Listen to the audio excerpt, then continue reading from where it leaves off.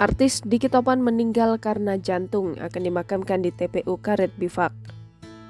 Kabar duka artis Diki Lebrianto atau akrab dikenal Diki Topan meninggal dunia di Rumah Sakit Minto Harjo, Bendungan Hilir, Tanah Abang, Jakarta Pusat pada Kamis 7 Juli 2022 pukul 21.00 waktu Indonesia Barat. Dikutip dari Instagram @meremjakarta, jenazah Diki kini sudah disemayamkan di rumah duka di Jalan Petojo Utara 6 RT 16 RW 3 Petojo Utara, Gambir, Jakarta Pusat pada Jumat 8 Juli 2022. Diki meninggal dunia setelah dirawat selama 5 hari di Rumah Sakit Minto Harjo.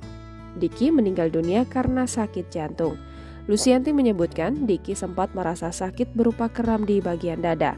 Diki sempat meminta gendong ibunya sebelum menghembuskan nafas terakhir. Suasana rumah duka kini sudah mulai dikunjungi oleh pelayat. Rencananya Diki akan dikuburkan di Taman Pemakaman Umum Karet Bifak